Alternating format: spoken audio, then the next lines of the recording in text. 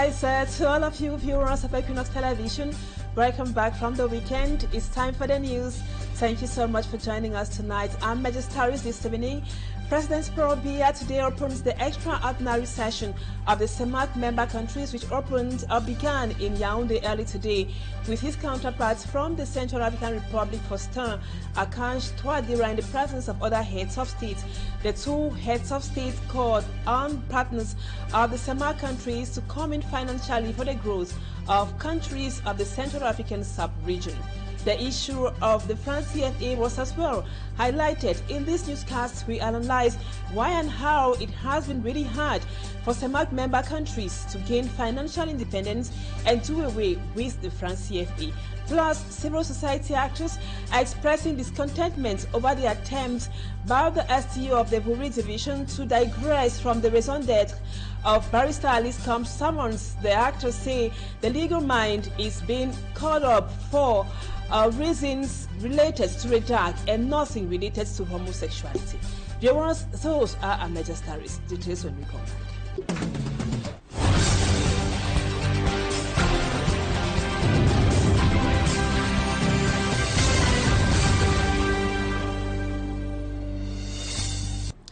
Welcome back, viewers. Thank you so much for the confidence.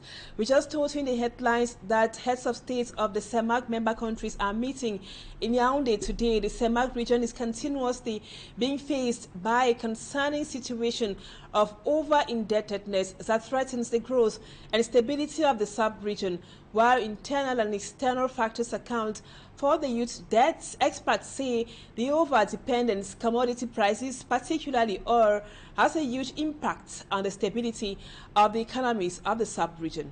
For me, Armstrong Sander tells us more. The CEMAC sub-region is facing a concerning situation of over-indebtedness exacerbated by external shocks and the volatility of commodity prices. Between 2012 and 2022, for example, the median ratio of public debt to GDP increased by nearly 30 percentage points, rising from 28.8% to 59.1%, though lower than that of the late 1990s before the introduction of the highly indebted poor country initiative. The current level poses significant risk to debt sustainability. Experts say the fundamental causes of the debt crisis in the sub-region include overdependence on commodity prices, external shocks, and budget management, as well as budget management in itself. Dependence on commodity prices, for example, is manifested by the sub-region's excessive dependence on oil. This heavy reliance makes the country's economies particularly vulnerable to fluctuations on oil prices on the international market. This situation was particularly evident during the drop in oil prices in 2014 and 2015, which severely impacted the economies like those of Gabon, Congo, and the Chad Republic. On external shocks and budget management, the COVID-19 pandemic, for example, caused a contraction in the global economy, leading to a decline in exports, a decrease in fiscal revenue, and an increase in borrowing needs to support public spendings. Regarding poor budget management, experts say several countries of the sub-region face the lack of transparency and budget discipline in the public debt management.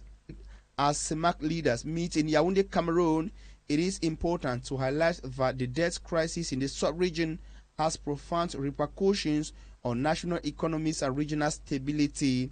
High levels of debt significantly limit the capacity of states to finance infrastructure projects and meet the socio-economic needs of the populations, while threatening regional cooperations.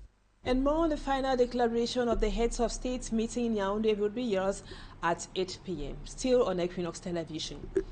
Meantime, the summons of Barrister Alice Nkom this Monday, December 16, was finally postponed by the SEO for the Buri division, Vogo Siliak Marie, to Tuesday, that is tomorrow, December 17. He informs the Redacco board chairperson of his unavailability due to tight schedule. Barrister Alice Nkom fumes, considering it as an administrative torture being inflicted on her.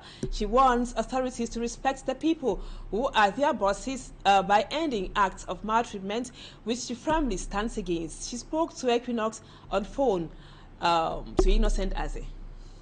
Barrister Alice Nkom fumes at the manner the SDO for the Wuri division treats her on the subject of an exchange following the breaking of the administrative seal last week on the Redac door. She is mad at the postponement of the Monday, December 16 convocation by the prefect for Tuesday, the 17th of December. The SDO highlights a tight schedule, whereas Barrister Alice Nkom was set to answer present.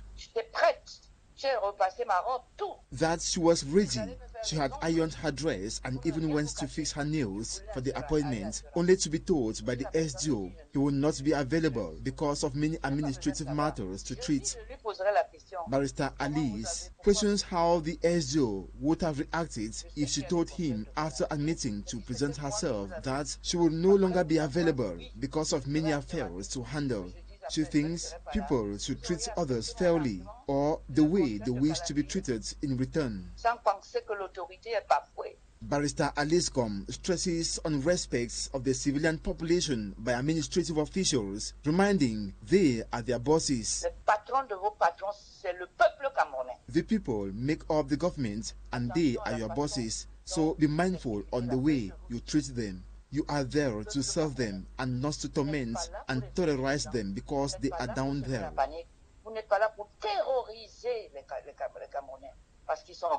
The legal mind and co-chairperson of Redac promises hard times to authorities who maltreat, threaten, terrorize and torture citizens psychologically, morally, financially and medically. Barrister Alice Nkom hopes to meet with the SDO this Tuesday, December 17th. In a related story, stiff criticisms are braining on the senior divisional officer for the Wuri over alleged maneuvers to divert public opinion from the fight against social injustice by the network of human rights defenders in Central Africa and other organizations. He is being lambasted by critics for trying to twist the Redac affair to a homosexuality issue. Let's now have the details with Babila Jonathan.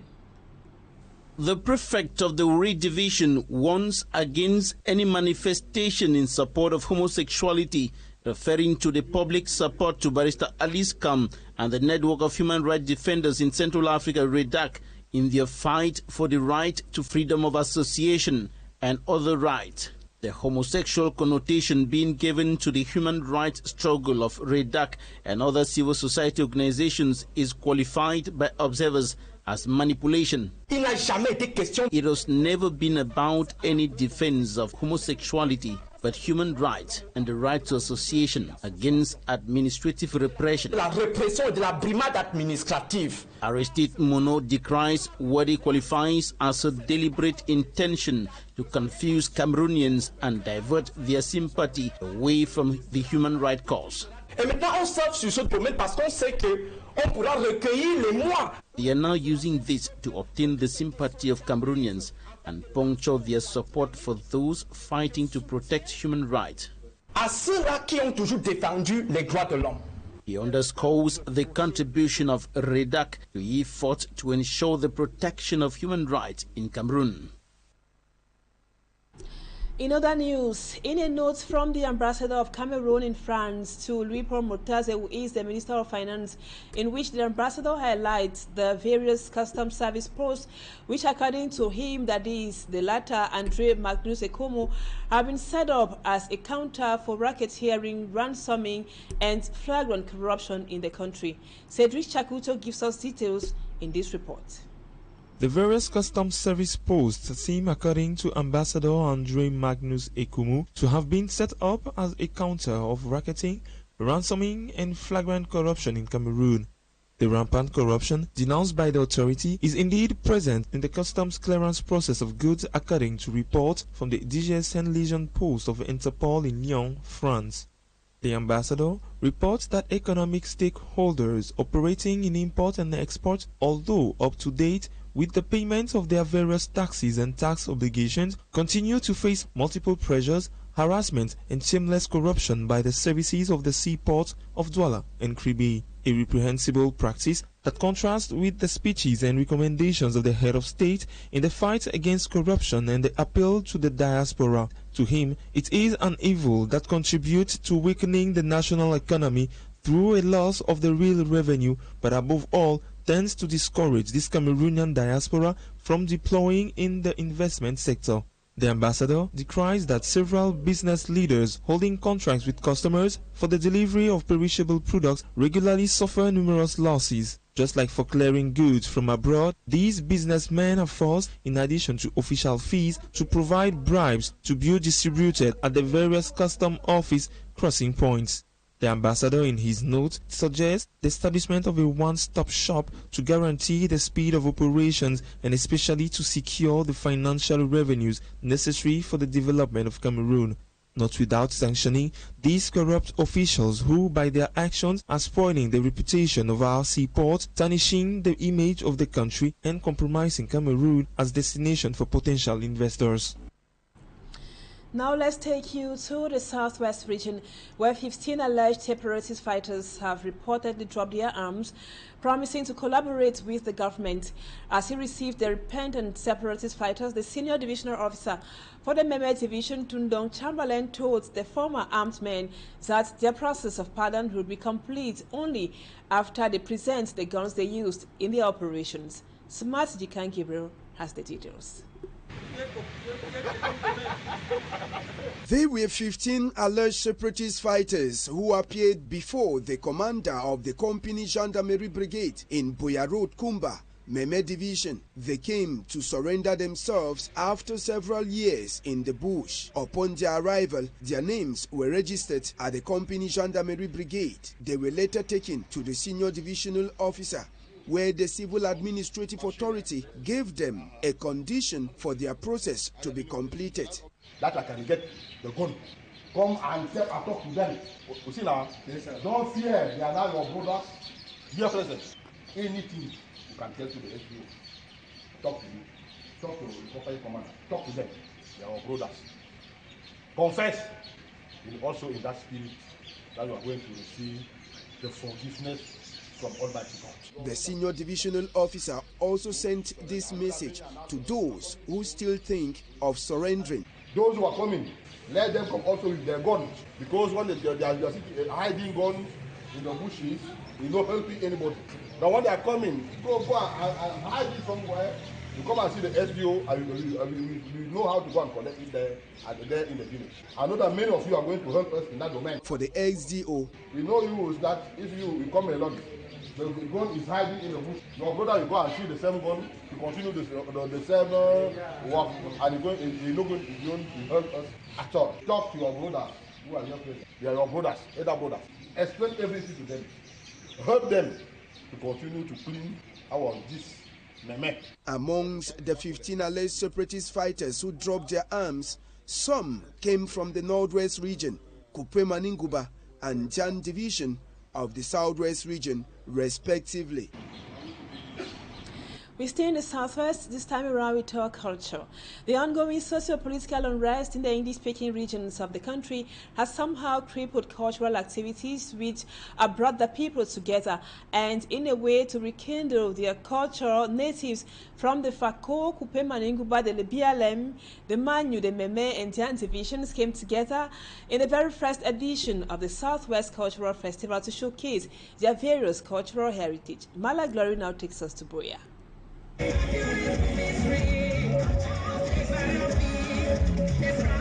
The legendary Nganda dance was one amongst the many traditional dances that was displayed at Bongo Square in the town of Boya during the Southwest Cultural Festival. A feast that brought together sons and daughters from all the 6 divisions of the region under the theme Peace, Cultural Revival, Social Cohesion, and investment promotion. Over 10,000 people were present at the event, traditional rulers, elites, and government authorities who encouraged unity. For the sons and daughters of the Southwest region, they should continue, they should follow what has happened today and continue to have that union with them. Dressed in the popular Iyasu fabric, the people lightened the atmosphere at the first edition of the Southwest Cultural Festival, an event that brought a powerful message to the people, and it is that of unity, a message of peace, a message of revival, re-institution of the economic empowerment of the sons and daughters of the Southwest. It is a great moment for us, a moment to celebrate. The effervescence and euphoria was obvious, a moment of reawakening, a moment for the people to embrace peace after years of turbulence. Thank you, Glory, for that report. That brings us to the end of the first part of the news. Let's now move on to talking points.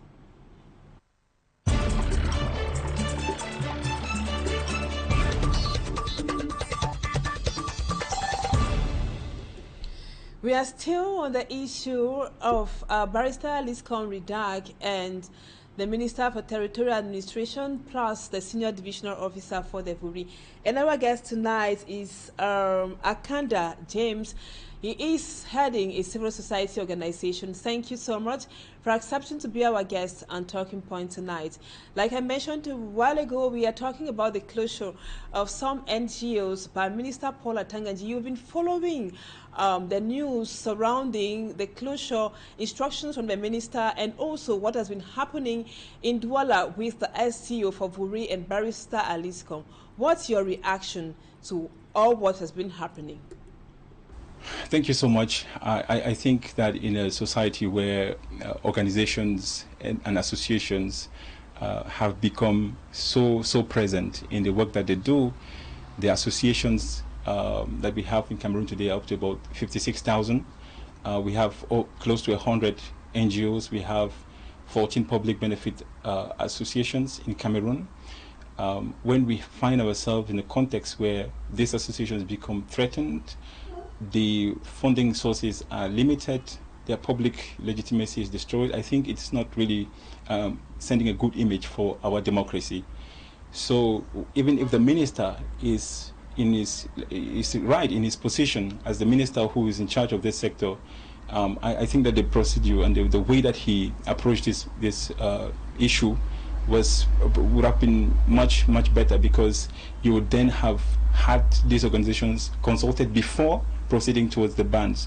But I have talked to some of the organizations, and this is not what has happened, and so it is something that I feel that they have already been condemned before they are judged, and it's not respecting due process. So I think that it's important that these organizations are consulted, the procedures are respected, and then if there is proof that there was any wrongdoing, then they could proceed essentially with the punishments. James AKANDA, now one of those NGOs I mentioned a while ago is REDAC, and Barrister Alice Nkom is one of the chairpersons. The REDAC has been fighting for the respect of human rights. Do you think such NGOs, that is NGOs which are human rights organizations, are government's targets? If yes, why? Now, in terms of targeting human rights organizations, human rights today have become a very key aspect of all countries in terms of how they advance democracy. And to say that the government is targeting human rights organizations today, I think it's not acceptable. There are different obligations that Cameroon has signed up to in international covenants and international conventions. Ascribing to these conventions means that the government is obliging itself to respect human rights in its countries, in the country, and this means that the government then has to promote and protect organizations, civil society associations that are doing this work. I would tell you something, especially within the context of the Anglophone crisis that we have today. There are many of these associations that are doing great work on the field. They are covering up for the different lapses that might be from the public sector, and so to target these organizations, I think it's not proper, because they are really covering up and helping victims to meet up with some of the different needs that they have on the field. Today, for example, there are associations in the Northwest working and the Southwest working with AKANDA. For example, AKANDA is the Office of for Coordination of Humanitarian Affairs of the United Nations, that is supporting victims, providing health care, providing education, providing means of sustenance, dignity kits for these people who are victims to be able to get back to normal lives. So associations play a very key part, and it's protecting the rights of people. So it's not supposed to be, they're not supposed to be targeted in a country that that respects democracy and democratic values. Let's stay on the Barrister Alice Nkom affair. She has been convocated or summoned for a second time. She was supposed to answer present today, December 16. And now the prefect for the Vuri is trying to dissuade any mobilization from the Douala population, claiming that Barrister Alice Nkom, that the issue is about the fight for the rights of homosexuals, which is not very true. What can you make of that claim by the SEO for the Vuri? As for the sealing of the office of Madame Alice Nkom, I think that the procedure was not respected.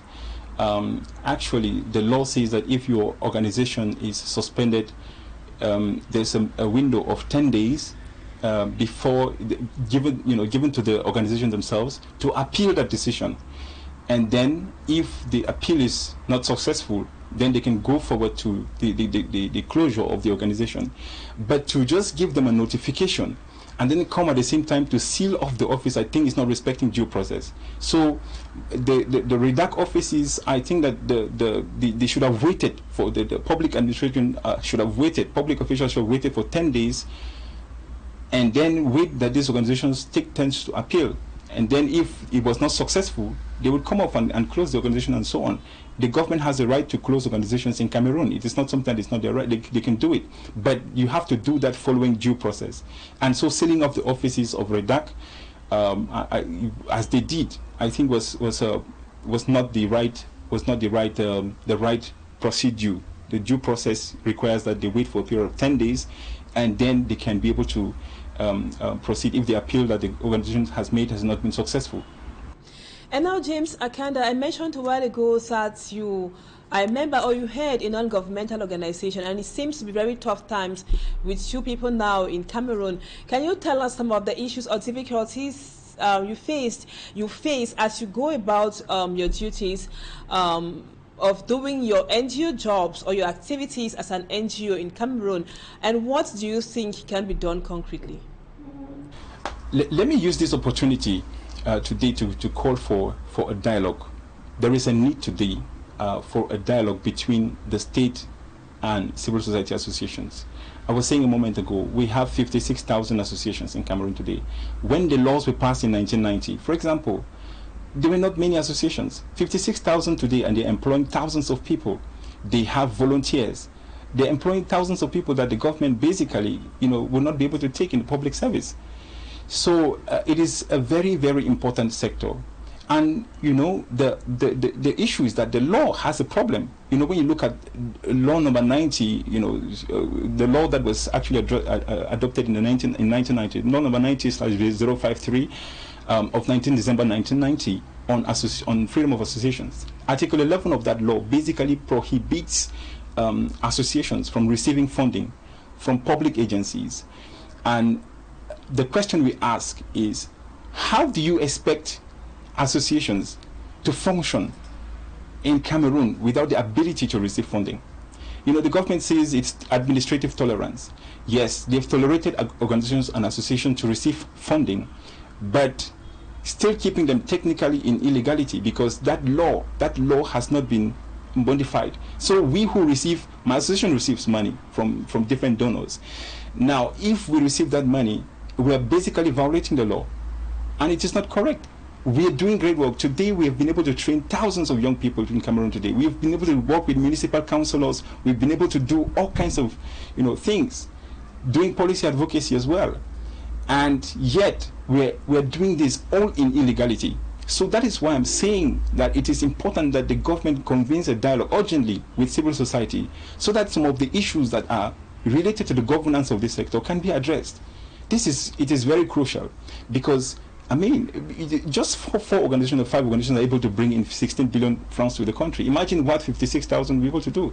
It helps to make Cameroon moving. And so if we're not able to protect this sector, get associations and organizations to have an enabling environment that they can do their work I think it is not acceptable. I think just to end with this, one of the obligations, in fact, the obligations of the government in moments of crisis is to cater for victims of torture, and the government cannot transfer this responsibility to NGOs and associations. It is the government that signed international covenants and international treaties saying that they're committed to protecting these victims. Now, if associations are coming in to cover for the government, it is because, sometimes the public institutions are not capable because of the size of the challenges that they have to deal with. In the Northwest and Southwest, for example, many offices have shut down, and so the services that people are demanding are not available 24/24. So when associations come in, it is not like they're obliged to do that. One of the recommendations of the International Human Rights Committee to governments who are facing these situations where sometimes the pursuit of law and order policies may have overstepped the legal reach of public officials, and so people are scared to go back to these public officials to seek remedies, so they turn to associations. This is what is happening in the Northwest and Southwest. In Capo, for example, now when people go to associations, the International Human Rights Committee has now recommended that since it is state's obligation to fund to protect these victims, they should then fund NGOs as a way of fulfilling that obligation. But when you come in the law and you see that Article 11 says that associations cannot get money from any public agencies, you're keeping thousands of victims in a situation of vulnerability perpetually. And I think it's something that is not acceptable today. Thank you so much, James AKANDA, for accepting to be our guest on Talking Point tonight. You were talking to us from Yaoundé and hope to have you some other time. Viewers, we thank you so much for always being there. Don't go away. As usual, our programs continue. Equinoxe in about 30 minutes with Serge Alangotu, and the news in the French language comes up at 8 p.m. with Julian Beth Bisai. Stay with us on Equinoxe Television and see you again tomorrow same time. Bye-bye for now.